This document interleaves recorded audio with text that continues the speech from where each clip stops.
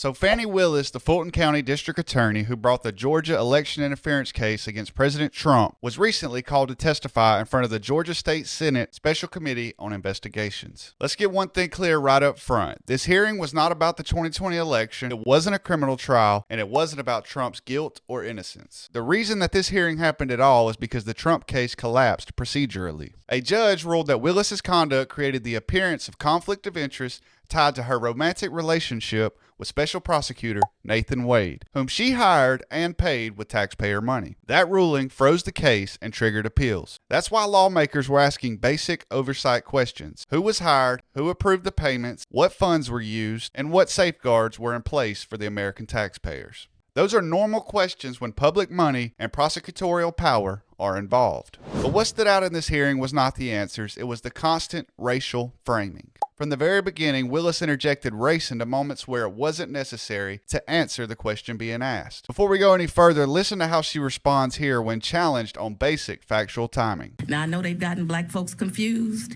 and said I was running for office, saying I was going to prosecute the President of the United States. That wasn't even a discussion about race. That was a question about timeline and process. And this pattern continues throughout the entire hearing. During questioning about financial oversight, Willis explained that she routed approvals through the county CFO because, in her words, she believed she would be targeted because of who she is. She said, quote, "I understood that I was a woman and I understood that I was African American, and therefore there would always be a target on my back," end quote. Then came one of the most revealing moments of the entire hearing. When lawmakers simply asked who else was hired as outside counsel, she didn't just name them, she categorized them by race. Watch this. White male, white female, black male.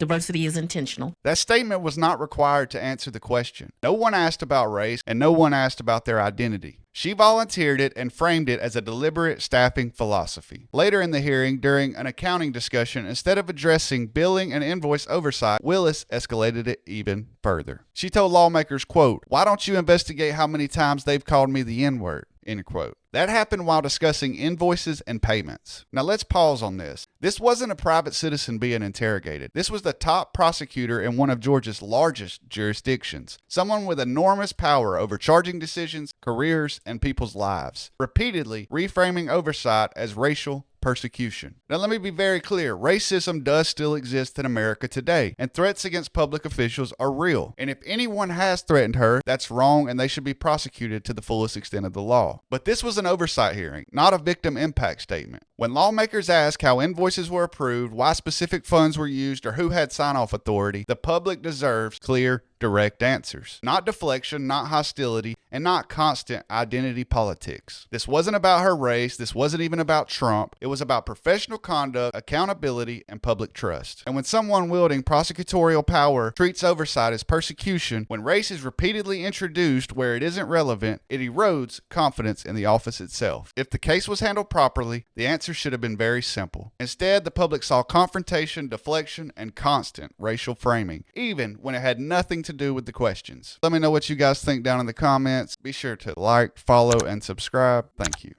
God bless.